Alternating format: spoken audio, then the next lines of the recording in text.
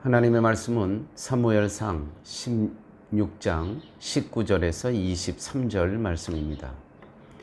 사울이 이에 전령들을 이새에게 보내어 이르되 양치는 내 아들 다윗을 내게로 보내라 하며 이새가 떡과 한 가죽 부대에 포도주와 염소 새끼를 나귀에 실리고 그의 아들 다윗을 시켜 사울에게 보내니 다윗이 사울에게 이르러 그 앞에 모셔서매 사울이 그를 크게 사랑하여 자기의 무기를 드는 자로 삼고 또 사울이 이새에게 사람을 보내어 이르되 원하건대 다윗을 내 앞에 모셔 서게 하라. 그가 내게 은총을 얻었느니라 하니라.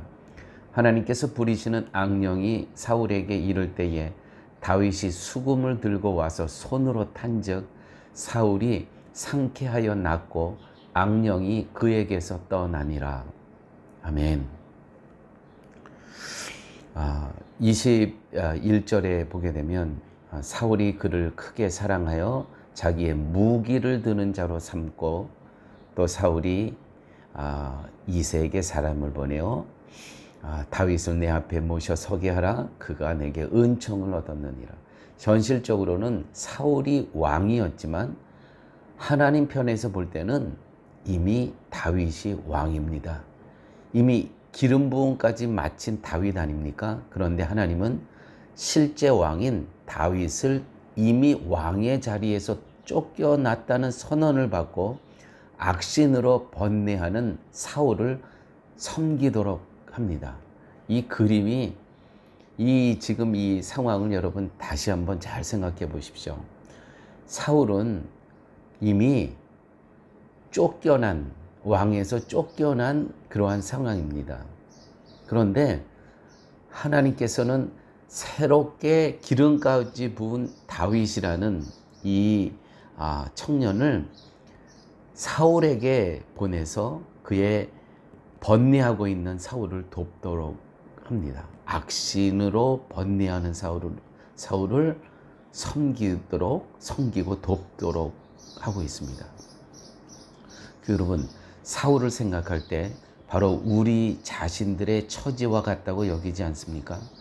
온갖 고통과 염려와 걱정에 휩싸여서 벗어나지 못하고 있는 우리들의 삶의 모습 보이지 않습니까? 예수를 믿는다고는 하지만 믿음으로 인한 평안함과 복으로부터는 멀어져 있는 우리들의 모습하고 많이 비슷한 것 같습니다. 하나님은 이러한 우리들 앞에 예수님을 세우시고 우리를 악신으로부터 구출하셨습니다.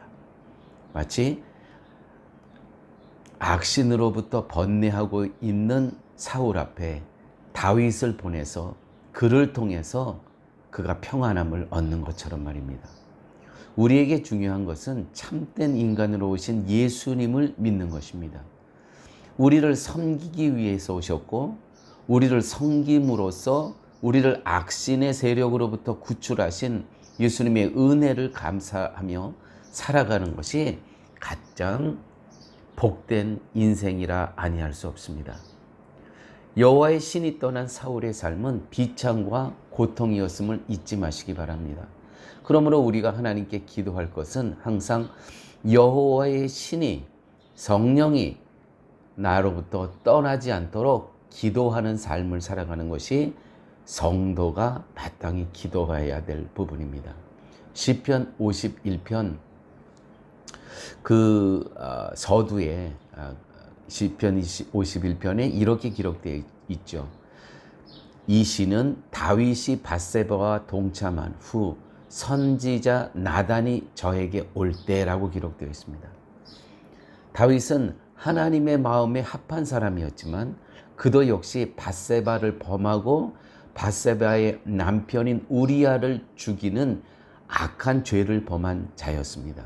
그래서 하나님은 나단 선지자를 다윗에게 보내어 그 죄를 책망하십니다. 시편 51편 11절에 나를 주 앞에서 쫓아내지 마시며 주의 성신을 내게서 거두지 마옵소서. 이 본문은요, 여러분 지금 사울과 이 본문을 한번 비교해 보십시오. 나를 주 앞에서 쫓아내지 마시며 주의 성신을 내게서 거두지 마소서. 여호와의 신이 떠난 사울의 상태를 목격했던 그 비참함이 얼마나 큰가를 알고 그 비참에 빠지지 않게 해달라는 지금 기도를 하고 있다는 것이죠. 그 사울의 그 비참함을 목격했던 사람으로서 여러분, 여호와의 신이 떠나고 하나님으로부터 버림받은 인생이 얼마나 비참한 것을 절실히 이 다윗은 이미 알고 있었지 않습니까? 그 현장에 있었잖아요. 그러므로 여러분, 돈 없고 가난하게 사는 것이 비참한 것이 아닙니다. 하나님이 나를 떠나시고 나를 버리셨다는 것이 비참한 것이에요. 우리는 기억하셔야 됩니다. 내가 주일에 예배에 참석한다 하더라도, 내가 봉사하고 내가 하나님 앞에 예물을 다 바친다 하더라도 그거는 형식일 뿐입니다. 하나님께서는 그 속사람을 보시고 중심을 보신다는 거 기억하시기 바랍니다. 여러분, 자신을 돌아보시기 바랍니다. 우리는 사울과 동일한 존재들이에요. 하나님의 버림을 받아 마땅한 사람들입니다. 그런 우리가 예수님의 섬김으로 예수님 안에서 구원을 얻게 되었다는 것이죠. 나의 모습에서는 하나님의 버림을 발견할 수밖에 없지만 나의 형식적인 삶에서는 하나님의 버림을 받아 마땅합니다. 그러나 예수 그리스도 안에서는 새로운 소망을 얻게 되었다는 것이죠. 비참한 우리에게 새로운 빛이 비치기 시작했습니다. 그러므로 우리는 예수님을 떠나서는 아무것도 할 수 없고 아무런 희망도 없는 그런 존재인 것입니다. 따라서 성도는 예수님으로부터 떠나지 않게 해달라는 기도를 하지 않을 수 없는 것입니다. 사울은 하나님의 말씀에 충실하기보다는 자신의 수단으로 살기를, 자신의 욕망으로 살기를 힘쓴 사람이었습니다. 하나님의 은혜를 바라기보다는 자신의 원하는 대로 살려고 했던 그러한 사람이었습니다. 하나님은 이러한 사울을 버리셨고 여호와의 신은 사울을 떠났습니다. 여러분, 절대 교만하지 마시기 바랍니다. 비참할 수밖에 없는 우리가 그리스도로 인해 복을 누리고 있을 뿐입니다. 한번 선택했는데 버리실까? 하나님의 선택을 믿는 자는 선택을 이용하지 않습니다. 선택된 자는, 진정 선택된 자는 선택 자체를 귀하게 여깁니다.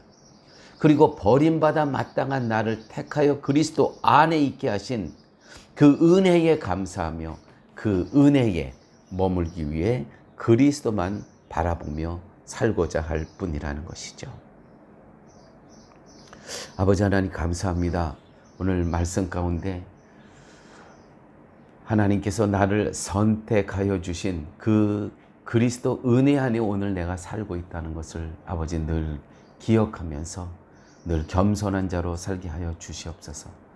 우리도 어떤 상황에서 어느 때 우리도 다윗처럼 세상의 유혹에, 밧세바라는 유혹에 얼마든지 우리가 넘어질 수 있음을 기억하면서 늘 성령 하나님과 동행하기를 소원하며, 주님, 나를 떠나지 마옵소서.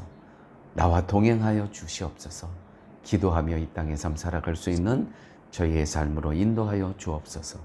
예수님 이름으로 기도드렸습니다. 아멘.